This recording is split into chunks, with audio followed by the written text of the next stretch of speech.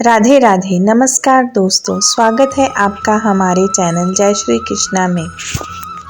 आज आपके पास मैं एक नई कहानी लेके आई हूँ जिसका नाम है सातवां घड़ा। गांव में एक नाई अपनी पत्नी और बच्चों के साथ रहता था। नाई ईमानदार था, अपनी कमाई से संतुष्ट था, उसे किसी तरह का लालच नहीं था।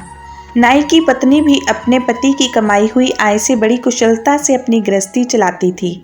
कुल मिलाकर उनकी जिंदगी बड़े आराम से हंसी खुशी गुजर रही थी। नाई अपने काम में बहुत निपुण था।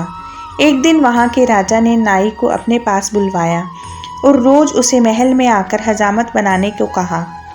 नाई ने भी बड़ी प्रसन्नता से राजा का प्रस्ताव मान लिया। नाई को रोज राजा की हजामत बनाने के लिए एक स्वर्ण मुद्रा मिलती थी।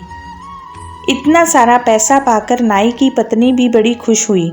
अब उसकी ज़िंदगी बड़े आराम से कटने लगी। घर पर किसी चीज़ की कमी भी नहीं रही और हर महीने अच्छी रकम की बचत भी होने लगी।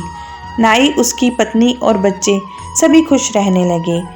एक दिन शाम को जब नाई अपना काम निपटाकर महल से अपने घर वापस आ रहा था तो रास्ते में उसे एक आवाज़ सुनाई दी। आवाज़ एक यक्ष की थी। यक्ष ने नाई से कहा, मैंने तुम्हारी ईमानदारी के बड़े चर्चे सुने हैं। मैं तुम्हारी ईमानदारी से बहुत खुश हूँ और तुम्हें सोने की मुद्राओं से भरे 7 घड़े देना चाहता हूँ। क्या तुम मेरे दिए हुए घड़े लोगे? नाई पहले तो थोड़ा डरा, पर दूसरे ही पल उसके मन में लालच आ गया और उसने यक्ष के दिए हुए घड़े लेने का निश्चय कर लिया।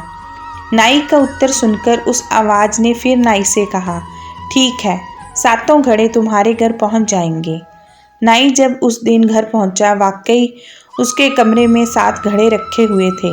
नाई ने तुरंत अपनी पत्नी को सारी बातें बताई और दोनों ने घड़े खोलकर देखना शुरू किया।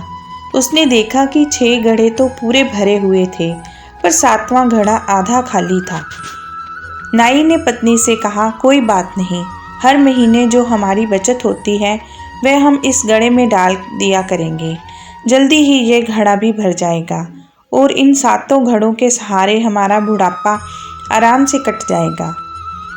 अगले ही दिन नाई ने अपनी दिन भर की बचत को उस 7वें घड़े में डालना शुरू कर दिया, पर 7वें घड़े की भूख इतनी ज़्यादा थी कि वह कभी भरने का नाम ही नहीं लेता था। धीरे धीरे नाई कंजूस होता गया और घड़े में ज़्यादा पैसे डालने लगा, क्योंकि उसे जल्दी से अपना 7वां घड़ा भरना था।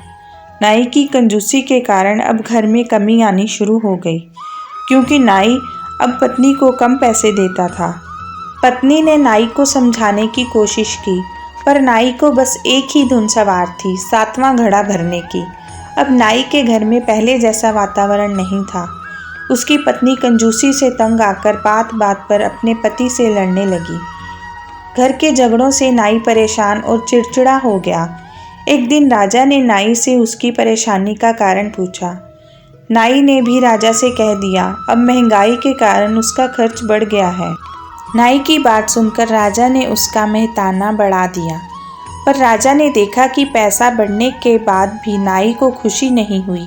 वह अब भी परेशान और चिड़चिड़ा ही रहता है। एक दिन राजा ने नाई से पूछ ही लिया कि कहीं उसे यक्ष ने 7 घड़े तो नहीं दिए हैं। नाई ने राजा को 7वें घड़े के बारे में सच सच बता दिया। तब राजा ने नाई से कहा कि 7 घड़ों को यक्ष को वापस कर दो, क्योंकि 7वां घड़ा साक्षात लोभ है, उसकी भूख कभी नहीं मिटती। नाई को सारी बात समझ में आ गई। नाई ने उसी दिन घर लौटकर 7 घड़े यक्ष को वापस कर दिए। घड़ों के वापस जाने के बाद नाई का जीवन फिर से खुशियों से भर गया था। कहानी हमें बताती है कि हमें कभी लोभ नहीं करना चाहिए। भगवान ने हमें सभी को अपने कर्मों के अनुसार चीज़ें दी हैं। हमारे पास जो है हमें उसी में खुश रहना चाहिए। अगर हम लालच करें तो 7वें घड़े की तरह उसका कोई अंत नहीं। तो दोस्तों, आपको हमारी ये कहानी कैसी लगी हमें कमेंट करके ज़रूर बताएं। इसी के साथ आपसे विदा लेते हुए राधे राधे, जय श्री कृष्ण।